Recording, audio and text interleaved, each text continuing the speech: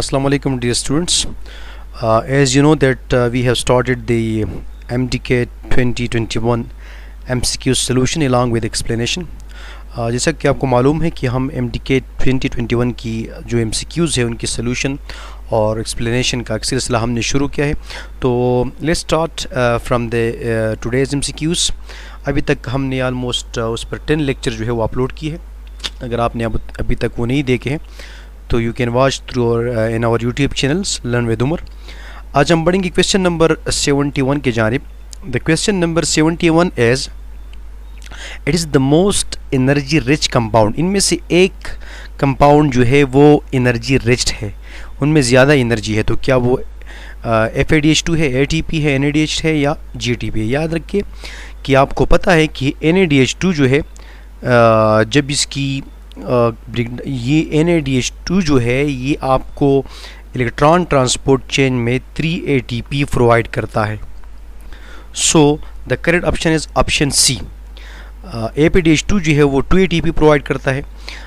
तो energy currency तो still में डेफिनेटली ATP है, एडेनोसिन ट्राइफॉस्फेट है, यानी जो न्यूक्लियोटाइड एडेनिन डाइन्यूक्लियोटाइड है जो कि रिड्यूस्ड फॉर्म में NADH2 फॉर्म में या NADH फॉर्म में आपको 3 ATP प्रोवाइड करते हैं. So the correct option is option C. जो रिच सोर्स ऑफ एनर्जी है वो NADH है. Let's move towards the next question. लेकिन इस प्रीवियस क्वेश्चन में आपने ये याद रखना है, ये भी एक MCQ आता है कि NADH2 कौन सी कितनी ATP प्रोवाइड करता है, तो वो 3. लेकिन FADH2 जो है ये आपको कितनी ATP देगा? ये चिक है, जैसे कि हम कहते हैं एक चिक होता है, एक नकद जो रुपीज़ है वो होते हैं. तो नकद रुपया जो है वो ATP है, करेंसी है. और ये जो NADH2 हम कहते हैं फ्लेवोनोइड डाइन्यूक्लियोटाइड, और ये जो निकोटिनामाइड डाइन्यूक्लियोटाइड है, these are the chicks.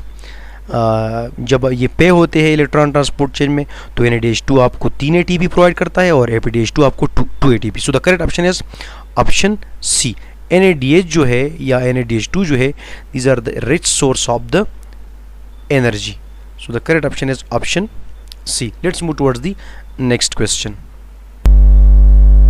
The next question is question number 72. A single motor neurons may innervates as a few 3 to 5 fibers in muscles of. ये कौन सी मसल्स ऐसे हैं जिनमें एक मोटर न्यूरॉन 3 to 5 मसल्स के अंदर innervate करता है और उसको कंट्रोल करता है, यानी सिंगल न्यूरॉन है और ये मल्टीपल मसल, फॉर एग्जांपल 1 ये जो है 1 2 3 4 अप टू 5, इसको जो है वो इनर्वेट करके यानी इसको पैगाम पहुंचाता है. तो कौन से मसल में होता है? तो याद रखिए कि दैट हैपन इन द यानी this happen in the case of the I muscle. I muscle में ये होता है, ये सिंगल न्यूरॉन बहुत सारी 3 to 5 मसल्स को इनर्वेट करता है. So the correct option is option C, eyes. Let's move towards the next question. Question number 73 is aquatic arthropods belong to this class breathe through gills. इनमें से एक class aquatic जो phylum arthropoda है उनकी एक class ऐसी है जो एक्वेटिक है, नंबर 1. और नंबर 2 ये ब्रीथ करती है थ्रू गिल्स.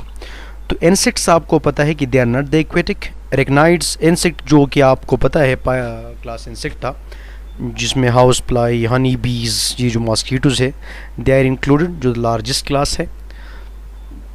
इसी तरह एरेक्नाइड्स में स्पाइडर्स वगैरह आते हैं तो वो भी एक्वेटिक नहीं है. Crustaceans are the aquatic and they breathe through gills. So the correct option is option C, जो कि प्रॉन्स वगैरह है they are the aquatic arthropods. और इसका ताल्लुक जो है वो क्लास क्रस्टेशियस से है.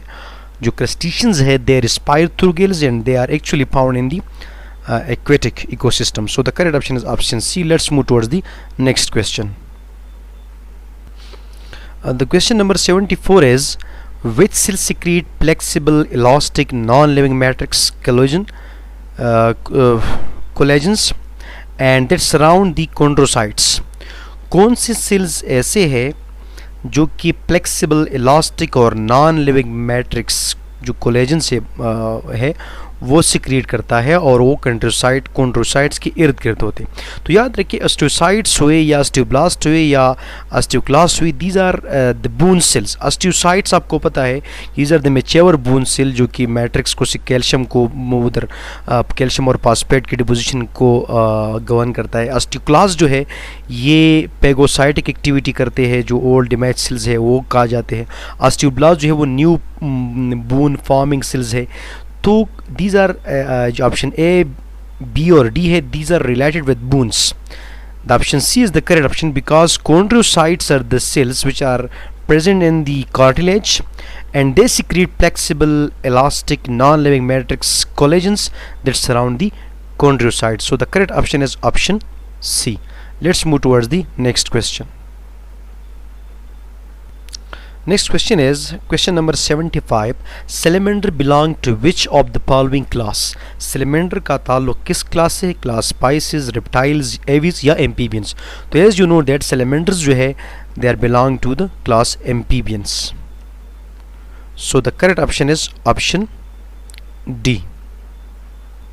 असल में बाज़ दफ़ा क्वेश्चंस जो है वो एम्फीबियंस के आर्डर पर भी आ जाते हैं, तो आपने याद रखना है कि एम्फीबियंस की जो मेन आर्डर है यूरोडेला और एनोरा और गाइनोपियोना जो है, these are the main orders. और यूरोडेला जो है वो सैलमेंडर्स से जो सैलमेंडर्स है उनका तो जो ये आर्डर यूरोडेला है इनसे सैलमेंडर का ताल्लुक़ है। एनोरा जो है ये ऑर्डर एनोरा इसमें प्राग इंक्लूड्स है, और जो गिम्नोपियोना है इसमें ससेलियंस जो है वो इंक्लूड है। तो बाज़ औक़ात ये आर्डर खसूसन प्राग का आर्डर और सैलमेंडर का आर्डर जो मैंने बताया, प्राग बिलोंग्स टू आर्डर एनोरा और ये जो सैलमेंडर्स है ये इनका ताल्लुक़ यूरोडेला से है। So the correct option in this particular case is option D. ये सैलमेंडर जो है वो क्लास एम्फीबियन और आर्डर यूरोडेला से उसका ताल्लुक़ है। Let's move towards the next question. Question number 76 is Darwin describe his theory of natural selection as which of the following? Darwin ने अपनी natural selection theory जो है वो नीचे दी गई कौन से ऑप्शन में जो है वो डिस्क्राइब, यानी जो उनकी theory of natural selection है उसको डार्विन ने किस तरह एक्सप्लेन किया था? तो डार्विन ने अपनी जो theory है वो descent with modification यानी the idea that the species change over time give rise to new species and share common ancestor. So the correct option is option D. यानी जो डार्विन है he describe his theory of natural selection as descent with modification. अच्छा जी, ये जो survival of the fittest term है it was introduced by Herbert Spencer. Herbert Spencer in his book the principle of biology जो 1864 में publish हुई, उसमें उन्होंने सर्वाइवल ऑफ द फिटेस्ट का जो कॉन्सेप्ट है वो इंट्रोड्यूस करवाया। सो the correct option is in this particular case is option D. Let's move towards the next question. Question number 77 is in which step is lysozymes released by the bacteriophage? आपको पता है जब bacteriophage lactic cycle या lysogenic cycle में होता है, bacteria पर attack करता है, तो जो द वेरी फर्स्ट स्टेप है, सेकंड स्टेप है अटैचमेंट के बाद, ये बैक्टीरियल सेल है और इस पर जब वायरल सेल अटैक करता है, जब बैक्टीरियोफेज अटैक करता है तो this bacteriophage releases a particular type of enzyme to penetrate to dissolve the bacterial cell wall। तो ये लाइसोजाइम किस स्टेप में जो है वो रिलीज होते हैं? So the correct option is option B, penetration के स्टेप्स में। In this particular step the DNA और the genetic material inside the bacteriophage वो जो है वो एंटर होते हैं, तो उसके लिए लाइसोजाइम एंजाइम की मदद से यहाँ पर एक होल बनता है और इस होल के थ्रू ये जो डीएनए है ये एंटर होता है inside the bacterial cell, inside the host cell. So the correct option is option B, the step is penetration. Question number 78 is asexual reproduction offspring are genetically. Asexual reproduction में offspring genetically क्या होते हैं? तो आपको पता है कि in asexual reproduction there no fusion of gamete occur, no intermixing of the genetic material occur, so the offspring will be identical to the parents and identical a mutation do not occur. अगर mutation ना हो तो they will be exact copies of the parents. They will be genetically identical to their parents. So the correct option is option D. Both A and B are the correct option. Let's move towards the next question. The next question is question number 79. Most reflex arcs are, जो ज़्यादातर reflex arc होते हैं वो क्या होते हैं, मोनोसाइनेप्टिक होते हैं या पॉलीसाइनेप्टिक होते हैं. तो याद रखिए कि mostly the reflex arcs are the polysynaptic. सबसे पहले तो आपने रिफ्लेक्स आर्क के बारे में जानना है. It is the pathway through which the reflex action अगर, वो रिफ्लेक्स आर्क वो पाथवे है जो कि जिससे रिफ्लेक्स एक्शन हुआ करता है. ये एक स्पेसिफिक पाथवे है for the occurrence of the reflex action. तो ज़्यादातर जो रिफ्लेक्स आर्क होते हैं ये पॉलीसाइनेप्टिक होते हैं. What do you mean by the polysynaptic? Polysynaptic arc means multiples interneuron, जिसको रिले न्यूरॉन भी कहते हैं, they interpose between the sensory and motor neuron and the reflex action.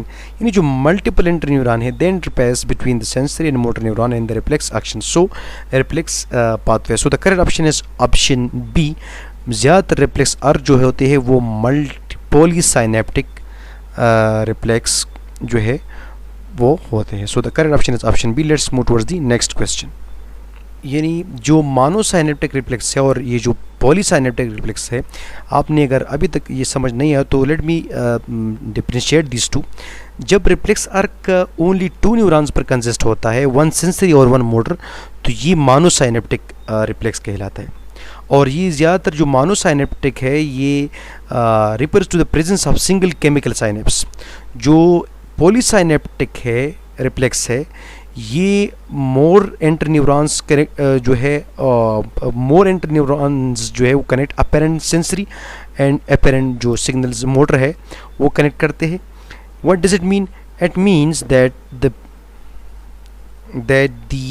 it is accomplished with the participation of more interneurons, meaning that the communication between the apparent and apparent neuron is indirect. Question number 80 is nitrogenous bases such as choline and serine are the significant parts of which of the following. तो याद रखिए कि they are present in the phospholipids जो कि cell membrane में होते हैं. Cell membrane का आउटसाइड जो है वो हाइड्रोफिलिक होते हैं फॉस्फोलिपिड की वजह से, इनसाइड जो है वो हाइड्रोफोबिक होता है. और ये जो कोलिन है और सीरीन है they are present inside the phospholipid. Both the choline and serine attaches to the phosphate group, जो एट द पोजीशन जो आर है वहाँ पर ये अटैच होते हैं. तो so the correct option is option B. Phospholipid जो है एक ऐसी लिपिड्स है जहाँ पर ये दोनों नाइट्रोजनस बेसिस कोलिन और सीरीन पाए जाते हैं. Let's move towards the next question. Question number 81 is the wings of birds and wings of beetles are considered. जो बर्ड्स की विंग है और जो बीटल्स की विंग है ये कैसी किस तरह कौन से ऑर्गन का कंसिडर होते हैं. यानी जो बीटल इंसेक्ट है इसको बौरा भी कहते हैं, उनकी विंग्स और बर्ड्स की विंग. तो याद रखिए कि ये जो दोनों ये जो डिफरेंट एनिमल्स है और इनमें ये जो ऑर्गन्स है ये बर्ड्स की विंग्स और बीटल्स की wing they are the analogous organ. Analogous organ मैंने पहले भी एक लेक्चर में आपको एक्सप्लेन किया था कि वो ऑर्गन जिनकी स्ट्रक्चर सेम नहीं हो, ओरिजिन सेम नहीं हो, लेकिन वो फंक्शन जो है वो सिमिलर करता हो. तो ये दोनों फंक्शन जो है ये उड़ान में मदद देते हैं, फ्लाइट में मदद देते हैं. विंग की जो बर्ड्स है उसकी विंग्स और बिटल की विंग्स. अब इसकी बरअक्स जो होमोलॉगस ऑर्गन है उनकी शक्ल तो एक जैसी होती है लेकिन उनका काम मुख्तलिफ होता है. तो याद रखिए कि इस केस में विंग्स ऑफ बर्ड्स जो है और wings of beetles these are the analogous. So the correct option is option D. Analogous मैंने आपको बताया वो ऑर्गन होते हैं जिनकी ओरिजिन भी डिफरेंट हो, शक्ल भी डिफरेंट हो, बेसिक एनाटॉमी भी डिफरेंट हो, but they perform the similar function. In this particular case the similar function is the flight. So the correct option is option D. तो डियर स्टूडेंट्स, अब तक के लिए इतना ही। जो आगे एमसीक्यूज़ है वो हम नेक्स्ट पार्ट में कवर करेंगे। स्टे विद अस, हमारे साथ रहिए। Any kind of confusion you have, you can ask through in the comment box, also you can ask in the through my WhatsApp. और ये जो एमसीक्यूज़ का सिलसिला हमने शुरू किया है, या जो चैनल के बारे में इंफॉर्मेशन है, ये अपने दोस्तों के साथ शेयर करें। याद रहे कि इसी हमारे चैनल में पश्तो और उर्दू दोनों लैंग्वेज में बायोलॉजी के बहुत सारे लेक्चर्स हैं, तो आप लेक्चर भी देख सकते हैं। आप any kind of ambiguity you have, you can ask. अपना बहुत ख्याल रखिए। अल्लाह हाफिज़।